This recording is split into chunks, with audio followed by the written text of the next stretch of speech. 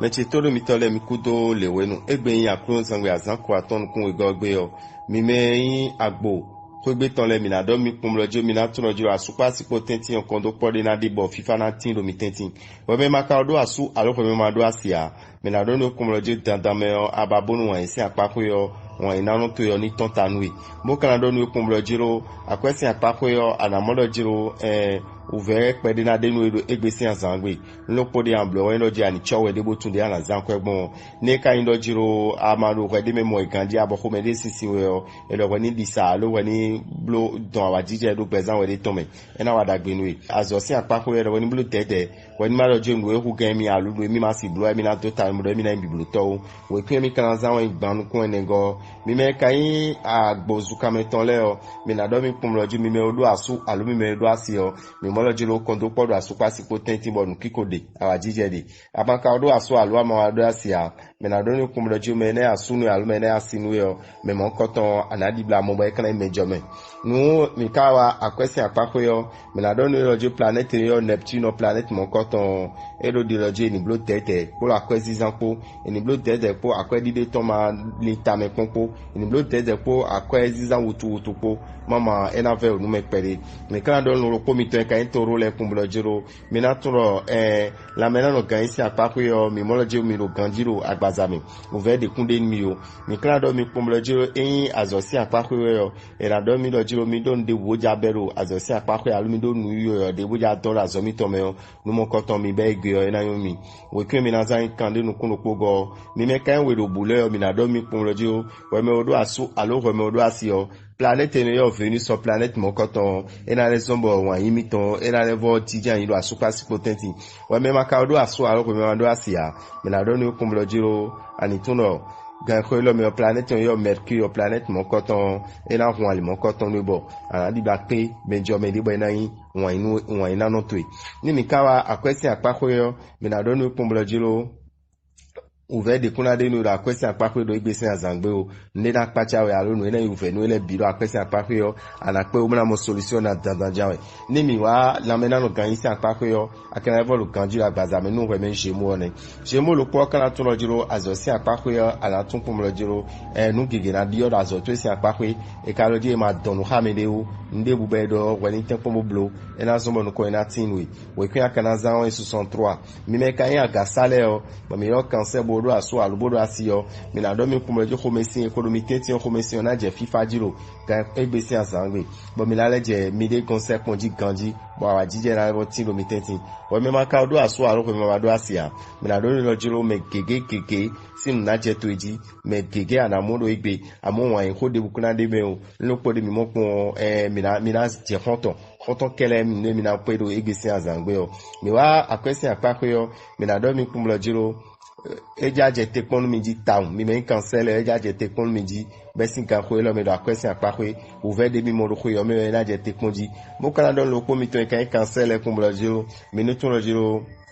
nuchiko ewena nle na to tagba mi do egbesi azangbe yo mi wa azosi apakwe yo mi na do mi lo mi tonle no mi do mi na sorote bodagbe na tinu mi onu mo koton mi na 0 te bonu ko na tin mi humo we kwi mi kana za 11 mi me kai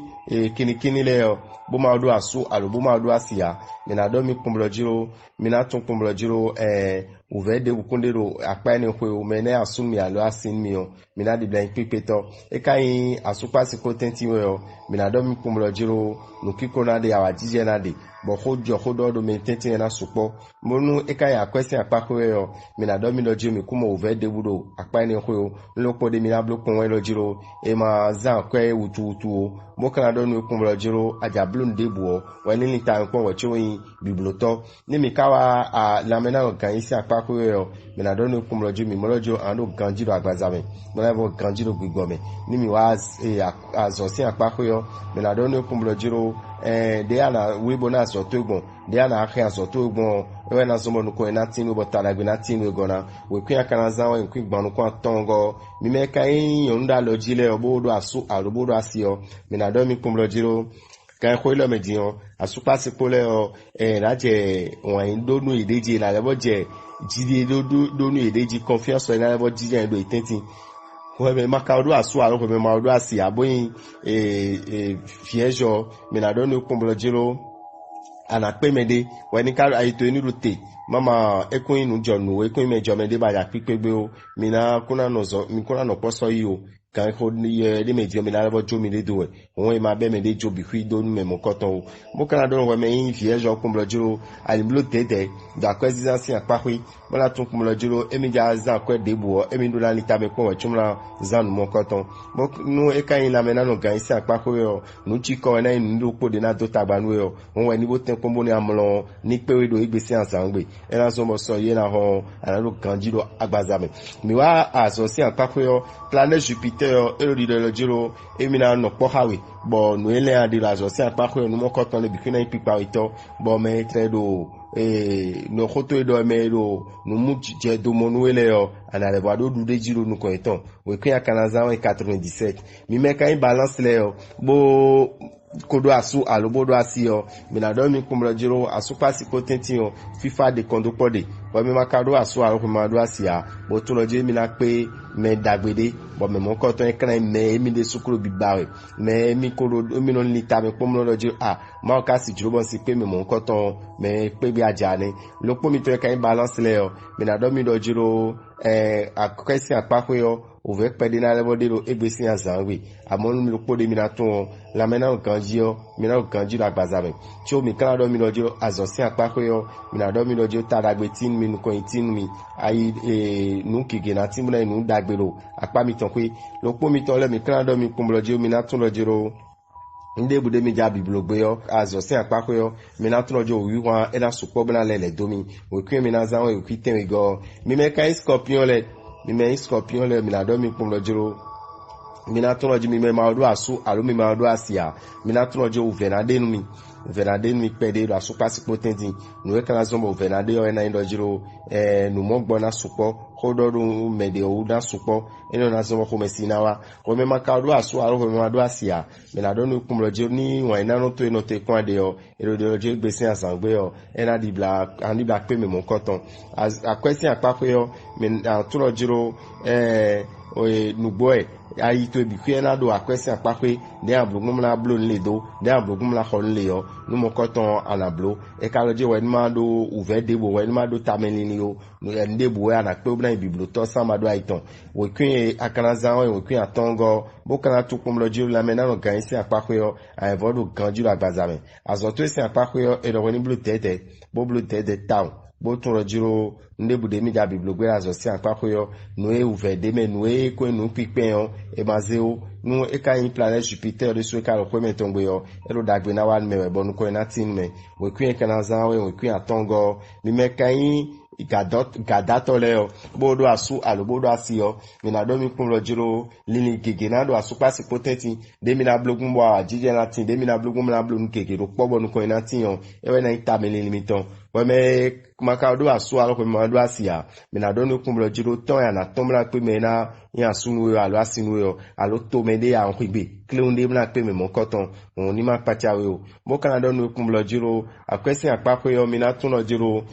uve pede nade no emi ma do nu kuton kana le ayin nu mla pacha mi pede bo akwesi apako mo koton ropo mina pe obra mo solution nu mo koton de na di akonjin mi o akwesi apako ropo mina do mi lojiro nu emi ma si blow alo nu ya akwera ko men mi o ma si ho a mi ma sonu kundo nu mo koton me o la mena organisi apako yo mina do mi lojiro mi ni ten kombo gboje pede bo na mi de repos ena zo mi na ro kanjiro agbazame planet Mercury ka di lojiro emi na no poka mi brazon bo nu keke na timbo mina do dude jiton la zomi tome nu e nu bo mina do ko hamede mona signer contrat de alo bana mo marché de yo nu mo koton ena no poka mi bo nu mo koton ena mi pato we kwi mina za 55 mi me kai ye wezo gbanole bodo asu bodo asio mina do mi pomlo jiro mi level ita me pon kanji mo pomlo jiro nemi kadegun nemi kadek mon ko asumiton nemi kadek mon ko asimiton FIFA kati an kondo pode awa jije de a mi lita me ni pon kanji mo kana do on lo point Capricorn bu ma do asu bu ma do asia mo na do no pomlo jiro ani tuno jiro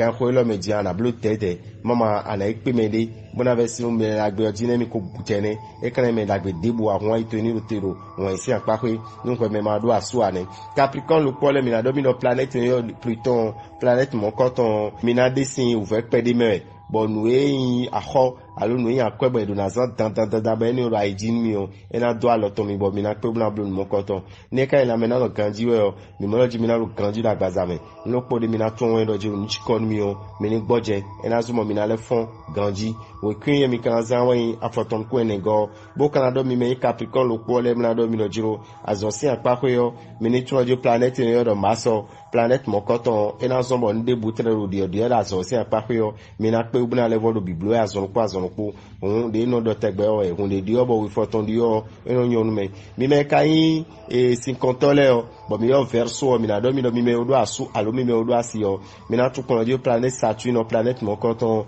e na don taragbe an mi e na son ba so ka ti po me le gbesise e o wan ina e na le jija do mi tetin lo po mi tan kai e verso bo ma do asu alo bo ma do asia mi na do mi pom lo jiro kondo podo asu kwa si potentin awa jije de fifa mi me ma do asu alo mi me ma do asia mi na do mi lo jiro mi na di black pe me na asu mi alo mi me na asin mi o bo kana do mi me verso le pom lo jiro mi na tu lo jiro nu dagbe biba nu dagbe sinte mi de nu e mi na blo bonu ko ina tin mi da kwesi apa ko yo nu mo koton mi na di bla yin mi moto bodagbe na tin mi lo po de mi na blo pon endo je economy yo mi ni blo pe de gona bo kana tu lo mi si blo sport pe de lo igbesi azangbe yo mi na level ganjiro agbazame ni mi kawa azosi apa ko yo mi na do mi pom lo jiro mi me no blo affaire de mi me no blo business de yo nu mo koton alitona lebo hun mi ganjiro igbesi azangbe mi kana tun pom lo jiro mi na level wudi bon mi de gona lo azosi apa ko ibonu ko ina tin mi we kun mi na zan gban atonu ko atongo ewe mi na zan mi me kan Huevile, mi na do mi no huevo do dagbe wa mi re muna protéger mi depa su mi tonko mi depa si mi tonko wa me maka do asu aro ko do asia mi na do no jiro no ko ina tin ro apa ni ko lo po ni mu mi kan poisson le o mi na do mi lo jiro a question apa ko yo mi ne tun ko mo lo jiro mi mo lo je mi na san ko mi tonko awa jide ko mi na san do e ali dagbeji bonu e kan lo jiro ndebu e